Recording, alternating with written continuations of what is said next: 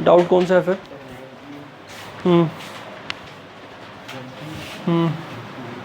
आज एक बार और ट्राई करियो, 1920 है, कल कराता हूँ फिर आगे, साइड बाय साइड ही करना है ना।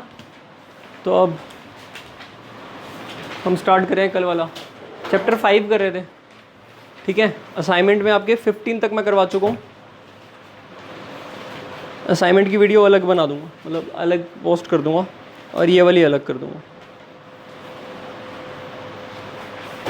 तो असाइनमेंट की वीडियो देख लेना, और जो क्वेश्चन नोट करने हैं, जो भी जिसके डाउट हैं, जिसके सभी डाउट्स थे, वो सारे क्वेश्चंस नोट कर ले। हाँ भाई, अब हम चैप्टर 5 में, कल हमने सीक्वेंस के बारे में सीखा था, लिखो नोट करो। एक एग्जाम्पल करते हैं। वो रैबिट वाला पढ़ा था घर जाके, जो मैंने कहा था पढ़ने के लिए, समझ में आया था कुछ? पढ़ा था रैबिट वाला क्या? हाँ वो मेरे को मिली नहीं थी, मैं रैबिट वाला पूछ रहा हूँ। रैबिट वाली बात समझ में आ गई थी? पढ़ा भी था बुक में से, पढ़ा था, भूल गया था हैं? उसका नाम क्या था? एफ से था ना? Fibonacci sequence. नहीं तूने बुक में से नहीं पढ़ा था? पढ़ा था बुक में से? नहीं? हाँ, एनसीईआरटी बुक में से नहीं पढ़ा? मैंने कहा था कल पढ़ने के लिए घर जाके, इसीलिए तो मैथ इंटरेस्टिंग लगता ही नहीं, तुम पढ़ते ही नहीं घर जाके। रीज़न क्या था? टाइम नहीं मिला। हाँ भाई पढ़ा था। एग्जाम्पल लिखो।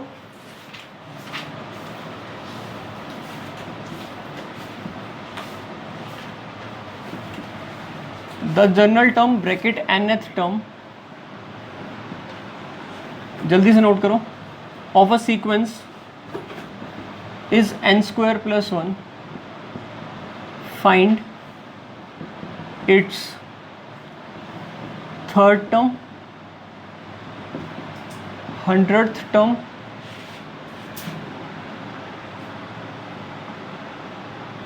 98th term and n+1th term, n+1th term।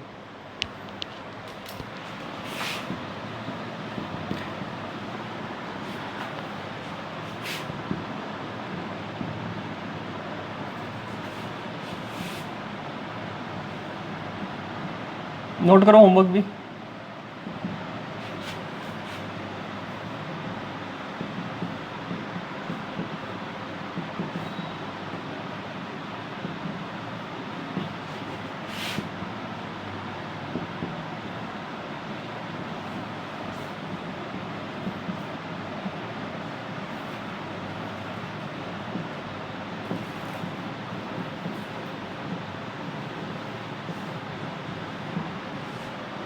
ये होमवर्क है और ये मैं कर रहा हूँ क्वेश्चन।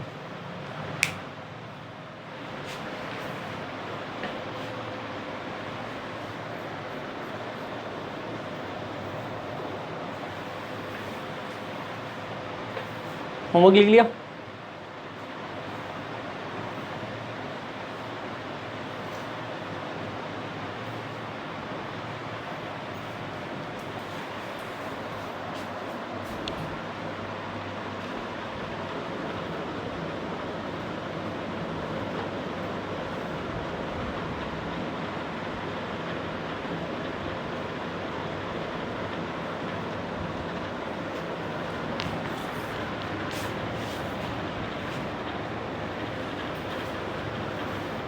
लिख लिया?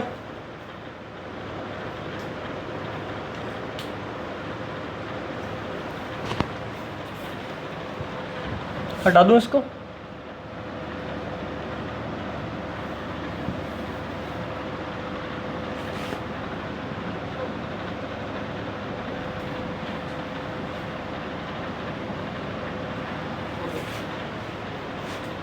आयुष लिख लिया? देखो वो जो होमवर्क है वो करना है सॉल्व। अभी तो फिलहाल इसको समझो। क्वेश्चन कह रहा है nth टर्म, क्योंकि n में लिखी हुई है तो उसमें r में लिखी हुई थी तो क्या बोल देंगे? rth term. n में लिखी हुई है nth टर्म, और ये जनरल टर्म है, एक ही बात है, जो मर्जी लिख दिया जाए। द जनरल टर्म और nth term of a sequence, ठीक है। सीक्वेंस क्या बताया था? लिस्ट ऑफ नंबर्स और arrangement of numbers separated by commas, ठीक है। Is an square plus 1, find its third term, 100 term, 98 term और n प्लस 1 टर्म। एक बात ध्यान रखना, n से अगला नंबर क्या होता है, फिर n प्लस 2 और n से पहले वाला नंबर और इससे पहले, इस तरह से चलता जाता है। सबसे पहले तो ये क्या दी हुई है हमें, nth टर्म है ना। सीक्वेंस को स्मॉल लेटर से डिनोट करते हैं, तो लेट हम सीक्वेंस को a से डिनोट करते हैं, a, और फिर अगर nth टर्म है तो कैसे लिख देंगे, n, तो ये an। कल मैंने बताया था a ब्रैकेट n ऐसे भी लिख सकते हो या ऐसे भी लिख सकते हो, दोनों का मतलब एक ही है, समझ में आ गया। तो let an be the nth term of the sequence, तो let an be the nth term of sequence. Therefore जो an है वो किसके इक्वल दिया है क्वेश्चन में, n स्क्वायर प्लस 1, यानी सबसे पहले तो हम उस nth टर्म को रिप्रेजेंट किससे करेंगे वो लिख रहे हैं, कि किससे रिप्रेजेंट करें, स्मॉल लेटर a से, और nth टर्म है तो n, कोई दिक्कत। तो an क्या हो जाएगी, nth टर्म, तो nth टर्म दी हुई है n स्क्वायर प्लस 1। अब हमें सबसे पहले क्या निकालनी है, फाइंड इट्स थर्ड टर्म। तो third term for third term n को क्या पुट करेंगे, 3, put n is equal to 3। चलें आगे, तो a3 क्या निकलेगा, 3 स्क्वायर, तो हमारा आंसर क्या आएगा, 10। तो थर्ड टर्म की वैल्यू 10 है, कोई दिक्कत। अब उसने कहा था 100 टर्म, तो क्या निकालेंगे, 400th टर्म लिख लोगे ऐसे ही। सिमिलरली 400 टर्म n को कितना पुट करेंगे, 100, तो 100 का स्क्वायर प्लस 1, तो 10,001, तो ये आंसर आ जाएगा, कोई दिक्कत। अब कौन सी टर्म निकालनी है, 98th टर्म, तो 98 का स्क्वायर प्लस 1, इसका शॉर्टकट होता है 98 में से 100 से कितना डिफरेंस है इसका, 2 का, तो 2 कम कर दो पहले तो 96, और फिर 2 का स्क्वायर 04, और उसमें 1 ऐड कर दो, तो कितना हो जाएगा, 9605। चलें आगे, अब कौन सी टर्म निकालनी है last, n plus 1th term, तो n प्लस 1th टर्म। अब n प्लस 1th का मतलब ये हुआ, इस n की जगह क्या डाल रहे हैं हम, तो यहाँ पर भी n की जगह क्या डालोगे, प्लस का, दोबारा बताऊँ ये आ गया समझ में, ओपन करो, n स्क्वायर प्लस 2n, यहाँ आएगा ना 1 का स्क्वायर 1 होता है, और ये 1 1 और 1 कितने कर दिए मैंने, 2 कर दिए, a square b square 2ab का फॉर्मूला लगा दिया, तो ये इसकी n प्लस 1th टर्म आ जाएगी, कोई दिक्कत। अच्छा, अब एक और बात नोट करना, अगर मैं आपको कह रहा हूँ कि जो n प्लस 1th टर्म है वो है n square plus 2n plus 2, इसको यूज़ करके, जैसे अभी थर्ड टर्म निकालने के लिए हमने nth टर्म को यूज़ किया था, थर्ड टर्म निकालने के लिए किसको यूज़ किया था, nth टर्म को, तो n की वैल्यू कितनी पुट करी थी, 3। अगर मुझे थर्ड टर्म निकालनी है और इसको यूज़ करना है, कौन सी टर्म निकालनी है, थर्ड टर्म निकालनी है, लेकिन यूज़ किसको करना है, n प्लस 1th को, तो n की वैल्यू क्या पुट करेंगे, कौन सी टर्म निकालनी है, थर्ड टर्म निकालनी है, और ये कौन सी टर्म है, n प्लस 1th, तो हम n को क्या पुट करेंगे कि थर्ड टर्म निकल जाए, n प्लस 1 की जगह 3 चाहिए होगा ना हमें, तो 1 माइनस किया तो n को क्या पुट करेंगे, 2। नहीं आई बात समझ में, जब n को हम 2 पुट करेंगे यहाँ पर, तो ये क्या बनेगा, a2 plus 1 is equal to 2 का square plus 2 multiplied by 2 plus 2, 2 square is 4, 2 into 4 कितना आ गया, तो थर्ड टर्म कितनी आ गई, सेम आई थी ना, नहीं आया समझ में। इसका मतलब जरूरी नहीं है कि nth टर्म से ही निकाल सकते हैं, किसी और टर्म से भी, n में कोई भी फॉर्म में दे रखी हो टर्म हम निकाल सकते हैं, बस n को सोच समझ के पुट करना है। चलें आगे, अगर मान लो मैं कहूँ इस सीक्वेंस को लिस्टिंग मेथड से लिख कर दिखाओ, तो कैसे लिखोगे, कौन से मेथड से, लिस्टिंग मेथड से। तो लिस्टिंग मेथड में a1 a2 a3 आपको 3 टर्म्स तो लिखनी होती हैं, और फिर एंड सो ऑन, ये होता है लिस्टिंग मेथड। तो आपको क्या निकालना पड़ेगा, सबसे पहले a1 फर्स्ट टर्म, अगर a1 यहाँ से निकालना है तो n को क्या पुट करेंगे, 0, 0 प्लस 1 क्या आएगा, 1, समझ में आई बात, n को 0 पुट करेंगे। n नेचुरल नंबर तब लेते हैं जब an दे रखा हो, लेकिन जब an प्लस 1 या an माइनस 1 कुछ इस टाइप से दे रखा हो तो n के ऊपर कंडीशन अलग हो जाती है, समझ में आई बात। तो अभी n को 0 पुट करो, 0 प्लस 0 कितना आ गया, आंसर 2 आ गया। यहाँ पर अगर पुट करते तो n को क्या पुट करेंगे, 1, 1 का स्क्वायर 1 प्लस 1 2, तो किसी भी तरीके से निकाल लो, फर्स्ट टर्म यहाँ से निकालो या यहाँ से निकालो, आंसर तो सेम ही आया, नहीं आया क्या समझ में, तो a1 की वैल्यू, किसी को नहीं आया तो पूछ लो, बाद में दिक्कत आएगी।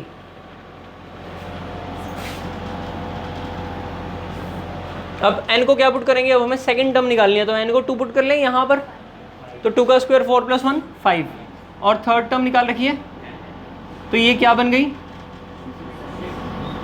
ये बन गई सीक्वेंस। समझ में आया, कोई भी दिक्कत?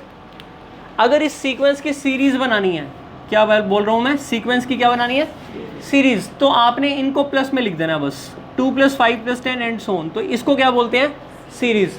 सीरीज में जो टर्म्स होती हैं उनको प्लस या माइनस से लिखा जाता है, और सीक्वेंस में क्या लिखा जाता है, कोमा लगाकर। तो सीक्वेंस एंड सीरीज में क्या डिफरेंस है कि सीरीज में प्लस माइनस में हो जाती है और उसमें कोमा में होती है। क्लियर? बताओ कोई दिक्कत? अब तुम्हारा वो आर वाला क्वेश्चन हो जाएगा, घर से हो जाएगा आर वाला क्वेश्चन। चलो ये वाला नोट करोगे या देख लो, किसी को नोट करना है तो देख लोगे वीडियो, फिर हटा दो इसको।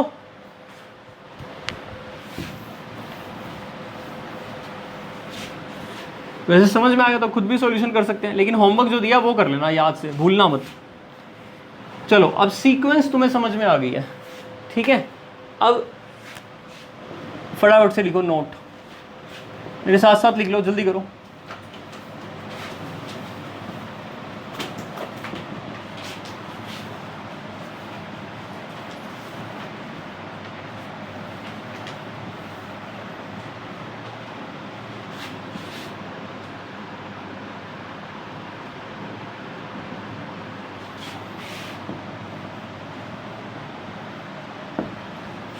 What is progression? अगर पूछा कोई प्रोग्रेशन क्या होता है, तो प्रोग्रेशन और सीक्वेंस दोनों एक जैसे ही होते हैं, ज़्यादा कोई डिफरेंस नहीं है, लेकिन फिर भी थोड़ा हम डिटेल करें उसकी, तो प्रोग्रेशन एक सीक्वेंस होती है which follows some definite rule, which follows some fixed rule, which has some property. इसका मतलब every sequence is not a progression, but every progression is a sequence. ठीक है, सीक्वेंस में कोई भी रूल, कोई भी पैटर्न हो सकता है, लेकिन प्रोग्रेशन में एक फिक्स्ड रूल होगा, फिक्स्ड पैटर्न होगा। कोई दिक्कत? तो what is progression? It's a sequence which follows a definite rule, which follows a fixed rule. एक रूल होगा, एक डेफिनेशन होगी, जिसको बोलेंगे हम प्रोग्रेशन। होती वो सीक्वेंस ही है। इसका मतलब प्रोग्रेशन भी एक लिस्ट ऑफ नंबर्स ही है, सेपरेटेड बाय कॉमा, लेकिन which follows some particular rule. अब सीक्वेंस में वो बात मिसिंग थी, हमने कहा था sequence is a list of numbers, arrangement of numbers in any form, किसी भी तरीके से लिखा है। लेकिन अगर मैं बोल दूं list of numbers that is arranged in a particular rule, by a particular rule, then it will be a progression. अब वो प्रोग्रेशन का रूल क्या है, वो प्रोग्रेशन के नाम पर डिपेंड करता है कि प्रोग्रेशन का एक रूल है, उसके बेस पर उसका एक नाम रखा हुआ है, तो वो नाम उसकी डेफिनेशन से मैच करना चाहिए। समझ में आ गई बात? तो प्रोग्रेशन कितने टाइप्स की होती है? टाइप्स ऑफ प्रोग्रेशन लिखो, टाइप्स ऑफ प्रोग्रेशन।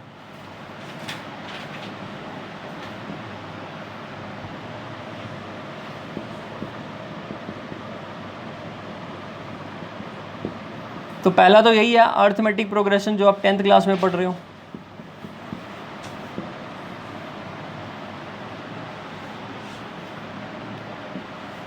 दूसरा है ज्योमेट्रिक प्रोग्रेशन,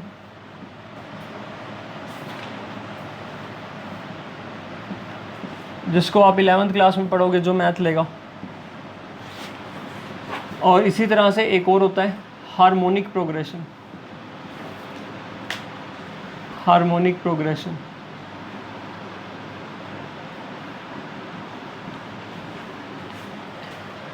ये नहीं आती 10th 11th 12th में, ये अलग से ही पढ़ना होता है IIT के लिए। और इसी तरह से कुछ AGP भी होती हैं, arithmetic geometric progression, arithmetic harmonic progression. ठीक है, उतना एडवांस नहीं करना, अभी सिर्फ आपको सिर्फ और सिर्फ 10th क्लास में अर्थमेटिक प्रोग्रेशन पढ़ना है। तो हम अर्थमेटिक प्रोग्रेशन में सीरीज भी पढ़ लेंगे, अर्थमेटिक सीरीज भी पढ़ेंगे और अर्थमेटिक प्रोग्रेशन भी पढ़ेंगे। तो प्रोग्रेशन मतलब सीक्वेंस, मतलब कॉमा लगे होंगे, और सीरीज का मतलब प्लस लगे होंगे। ठीक है, तो हम अर्थमेटिक प्रोग्रेशन में 3 एक्सरसाइज हैं इस पूरे चैप्टर के अंदर। तो चैप्टर 5 के अंदर हमारे पास टोटल 3 एक्सरसाइज हैं 10th क्लास में। अर्थमेटिक प्रोग्रेशन का जो चैप्टर 5 है, इसके अंदर टोटल कितनी एक्सरसाइज हैं? 5.1, 5.2, 5.3 और optional.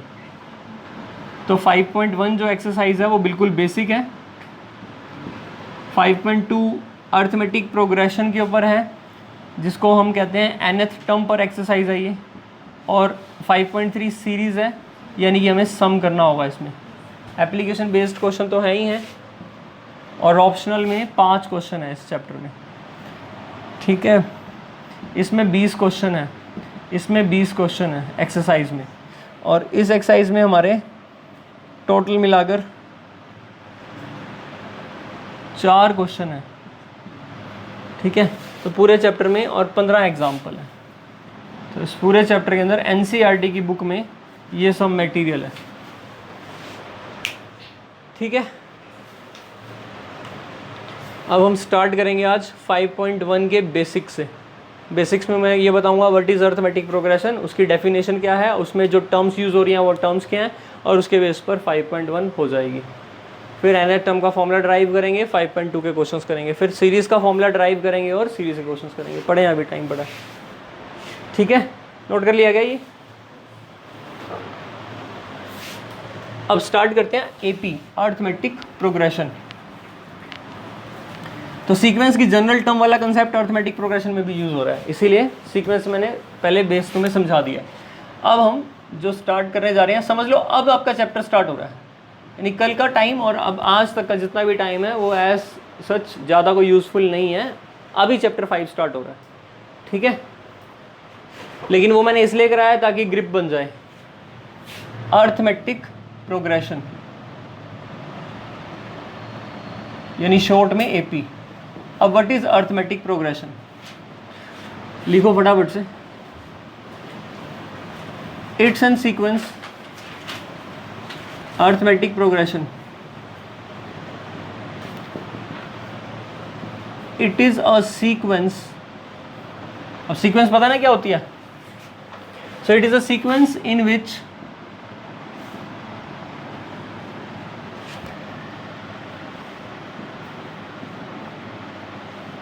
difference of any term by its consecutive preceding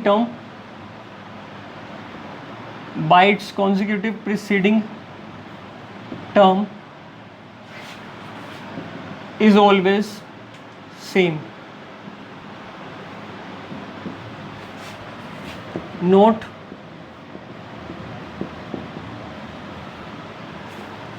the difference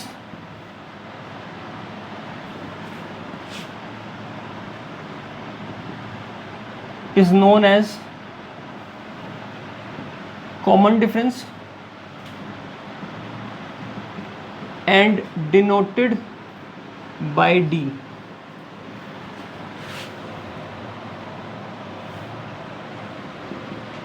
The first term of arithmetic progression is represented by a1 equal to a, या by a लिख लो, where a1 is equal to a. Example 1.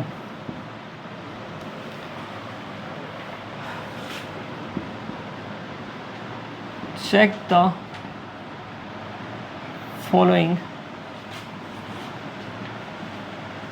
sequences and determine which is AP.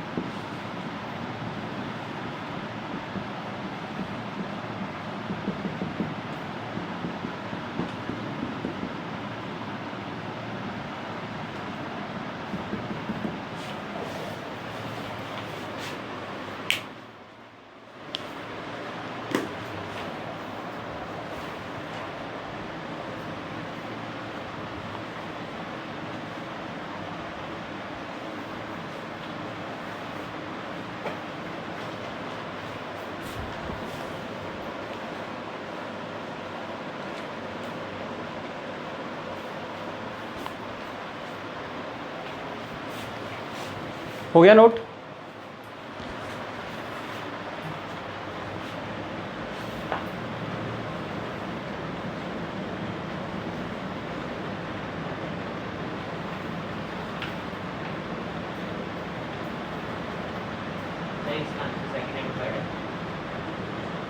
नहीं, आप रुक गए ना ईशा, मेरे ख्याल से नोट कर, या हो गया? हम आप ही के लिए वेट कर रहे हैं।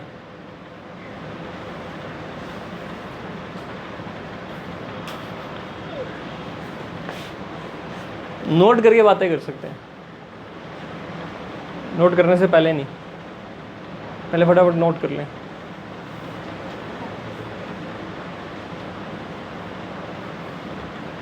सेकंड आंसर नहीं है इसका।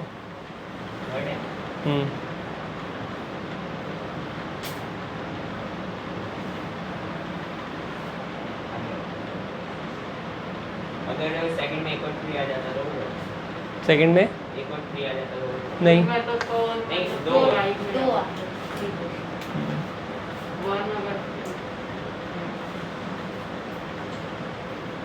चलो अभी कर लिया सभी ने नोट?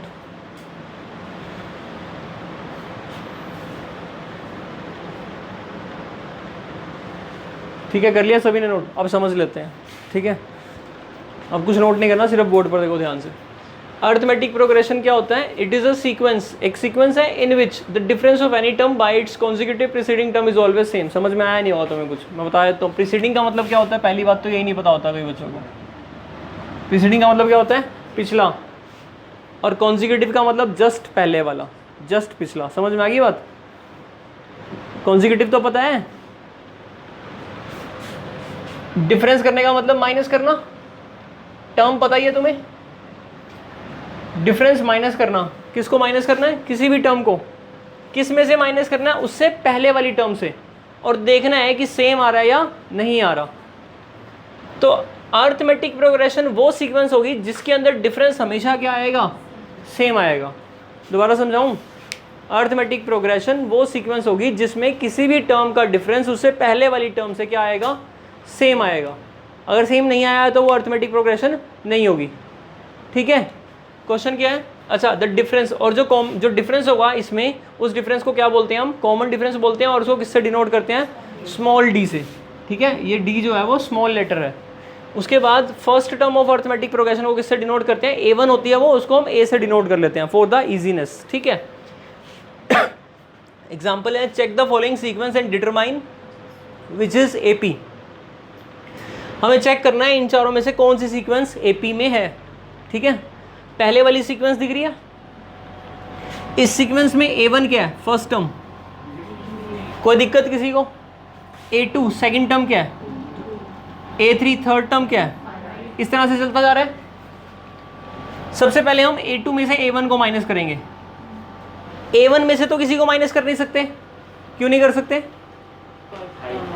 A1 से पहले वाली कोई टर्म नहीं है, इसलिए। A2 से प्रीसीडिंग टर्म कौन सी है? A1। कौन सी प्रीसीडिंग है? ये कॉन्जिक्यूटिव प्रीसीडिंग है। समझ में आ गई बात? तो A2 में से A1 को माइनस करो, कितनी वैल्यू आएगी? अरे मूर्खों, क्या वैल्यू आएगी? 2 में से 3 को माइनस करेंगे तो -1 आएगा।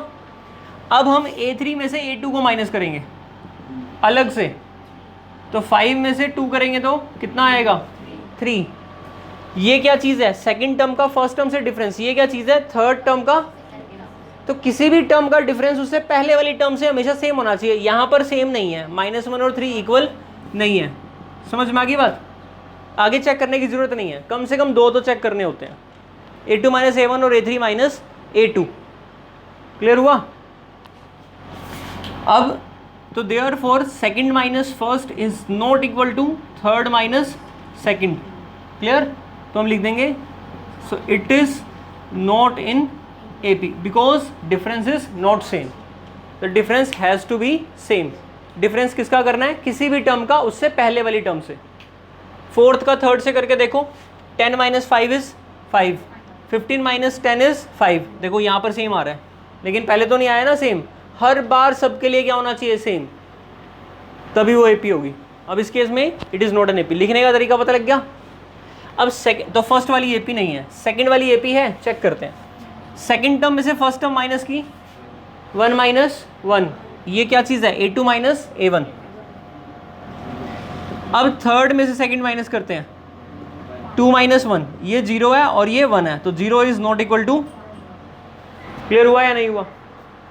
चलें आगे। अगर मान लो यहाँ 0 लिखा हुआ है या मान लो यहाँ पर फिर से 1 ही लिखा हुआ है, अब सेकंड में से फर्स्ट माइनस करेंगे 0, थर्ड में से सेकंड माइनस करेंगे फिर भी 0, तो क्या ये एपी में होगी? 2 में से 1 करेंगे तो कितना आएगा? 1, तो अर्थमेटिक प्रोग्रेशन नहीं होगी। क्या समझ नहीं आया क्या? तो it is not an AP, ठीक है, सेकंड भी नहीं होगी। अब फोर्थ पहले देख लेते हैं, -2 और माइनस क्या करेंगे 0 को, तो -2 माइनस 0 कितना आएगा? -2। क्या किया मैंने? सेकंड में से फर्स्ट को माइनस किया। अब थर्ड में से सेकंड को माइनस करते हैं, थर्ड क्या है 2 और सेकंड क्या है -2, तो माइनस और माइनस तो कितना आ गया 4। क्या -2 और 4 इक्वल है? तो ये भी अर्थमेटिक प्रोग्रेशन। समझ में आया? कोई दिक्कत? अब देखते हैं फोर्थ पार्ट, थर्ड पार्ट, क्या ये अर्थमेटिक प्रोग्रेशन है? फर्स्ट टर्म कितनी है 12, सेकंड टर्म, थर्ड टर्म, इस तरह से चलता जा रहा है। सेकंड में से फर्स्ट को माइनस करते हैं तो 24 माइनस 12 इज 12, तो second minus first is 12। Third में से सेकंड को माइनस करते हैं तो 36 माइनस 24, तो थर्ड माइनस सेकंड का भी 12 आ गया और दोनों डिफरेंस क्या है? सेम। आप चाहो तो आगे भी कर सकते हो, 48 में से 36। समझ में आ गई बात? हर एक टर्म में पिछले वाली टर्म से सेम नंबर ऐड होता है। जैसे 24 और 12 कितना ऐड हुआ? 24 में 12 से 12 ही ऐड हुआ, फिर 36 में भी 12 ही ऐड होगा, फिर 48 में भी 12 ही ऐड होगा। हर बार अर्थमेटिक प्रोग्रेशन के अंदर, हर बार किसी भी टर्म के अंदर पिछले वाली टर्म से सेम नंबर ऐड होता है, चाहे वो नंबर माइनस का हो या प्लस का हो। समझ में आया? Constant sequence is always an AP, constant sequence is always an AP, ये हमेशा अर्थमेटिक प्रोग्रेशन होगी। डिफरेंस कितना आएगा हर बार? 0। अब यहाँ डिफरेंस कितने का आया? 12 का। इस डिफरेंस को हम किससे दिखाएंगे? d इज 12 और फर्स्ट टर्म कितनी है हमारी? 12। क्लियर? तो इसको हम a से दिखा देंगे। है कोई दिक्कत?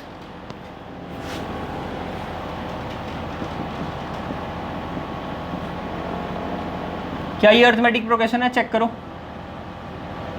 1 2 3 4 7 11, क्या ये अर्थमेटिक प्रोग्रेशन है? नहीं, this is not an arithmetic progression. क्यों? अगर हम 1 2 3 4 5 फिफ्थ टर्म में से कौन सी टर्म माइनस करें? फोर्थ, तो कितना आएगा? 3। और फोर्थ में से कौन सी माइनस करें? कॉन्जिक्यूटिव ही करनी होती है हमेशा, तो फोर्थ में से थर्ड माइनस करें तो डिफरेंस कितना आएगा? और 3 और 1 इक्वल, तो it is not in AP. यानी शुरुआत में ऐसा हो सकता है कभी कभी कि डिफरेंस सेम दिखने लग जाए, 2 - 1 1 3 - 2 1 4 - 3 1, लेकिन बाद में जाकर डिफरेंस अलग हो जाए, तो हम उसको अर्थमेटिक प्रोग्रेशन नहीं ले सकते। समझ में आ गई बात? और ये आपको टर्म्स दे रखी होंगी, आपको देखना आना चाहिए। कोई दिक्कत? होमवर्क दिया हुआ है मैंने, होमवर्क दिया हुआ है ना, और कुछ नहीं करना। एक्सरसाइज 1 कल ही कराऊंगा, आपने नहीं करना।